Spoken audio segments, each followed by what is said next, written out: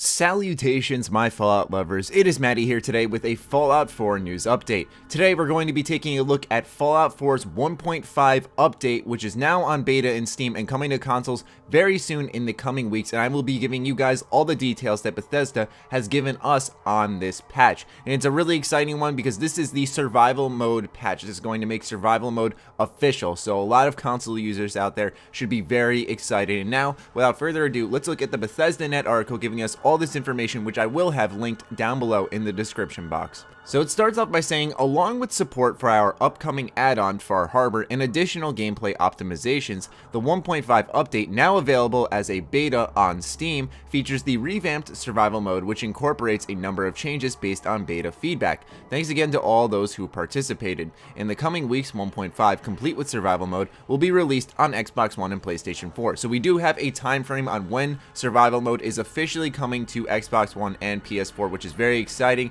I do wish that in this article they listed some of the changes they made based off of feedback. I really would have appreciated that, but we still get a general breakdown of some of the fixes that come with this patch. And on top of that, for those of you who like to dig around the files for Fallout 4 and find additional information, I feel like when this patch drops, we can get a little bit of stuff for Far Harbor. So be sure to keep an eye out there if you're one of those people out there like the Reddit users and the Sugar Mom users who like to go and dive into the files and find out information on the upcoming DLC. It's happened with all of them before, so I'd imagine Far Harbor will be no different whatsoever. So I'm very curious to see what fans will uncover. They also give us an update on mods, saying also in development is the Creation Kit and Bethesda.net mods that are still in closed beta. We hope to add support for mods to the 1.5 Steam beta soon, with console support for mods coming in updates that will follow. Stay tuned to Bethesda.net and the forums for when those updates will go live. So as we knew already, mods will come to the PC first officially, but they're coming to console later, so probably in a 1.6 or 1.7 update, we will see console mods being implemented.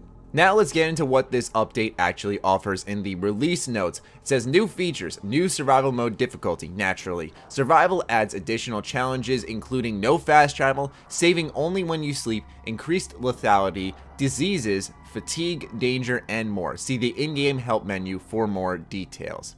Characters set to survival difficulty appear under their own character selection filter. This is stuff that we've already seen before, but nonetheless, it's just kind of being officially addressed. There's also one additional new feature that Bethesda just kind of ticked off there that I thought was a little interesting, which is third-person camera movement improvements when players up close against wall and other objects. So I don't know if you guys have ever noticed in some of my videos, sometimes I'm playing around in third person. I really like to see my character who I built for these universes, so I really do appreciate this update. Now it's time for the fix list, and fortunately it isn't a mile long like the 1.4 update I did. So we have general stability and performance improvements, which come with basically every update, fixed a rare crash where related to reloading saves that relied on automatron, fixed an issue with the robot workbench camera not moving properly immediately after canceling out of the menu, fixed issue with perks being repeatedly added when reloading a saved game while in robot workbench, fixed issue with Ada not properly traveling to an assigned settlement.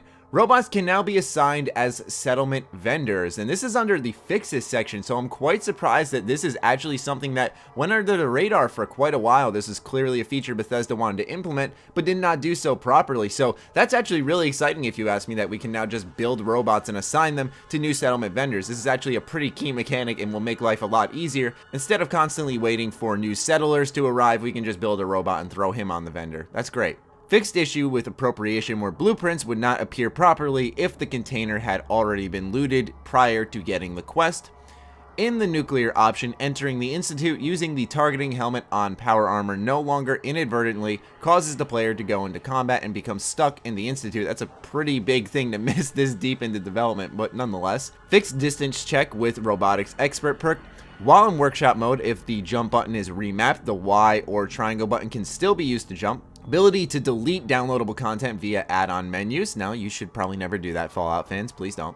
Fixed issue with Defend the Castle, where speaking to Ronnie Shaw would not properly complete the quest. During the nuclear option, fast traveling away from the Institute immediately after inserting the relay targeting sequence holotape will no longer block progression. Once again, very shocking that two of these fixes are for the final quest in Fallout 4. And last is fixed issue where workshop placed light bulbs will not occasionally light properly. So that is your entire fix list and basically the entire update for 1.5. The main focus is obviously the survival mode, and I'm sure when that officially releases on consoles that we will get a full breakdown from Bethesda on what exactly we will be getting in the survival mode. We already know the main features obviously, but I'm talking about some of the fixes that were made thanks to beta, maybe some new things added in there, just tiny little things like hot fixes, just to give us that extra information. Maybe, not guaranteeing it, but it's always a possibility. Nonetheless, this is the information for your 1.5 update. As always, be sure to subscribe if you want everything Bethesda here if you're new. Other than that, be sure to follow me on Twitter, like me on Facebook. Like I've said, we're going for 30k Twitter followers, and you guys have actually been following the crap out of me, which is fantastic. So keep that up. I really do appreciate that because interacting with you guys is the best part of my day, obviously. Be sure to check out sugarbomb.com, the place by Bethesda fans for Bethesda fans. Stay sexy, stay active. I love you all. Peace.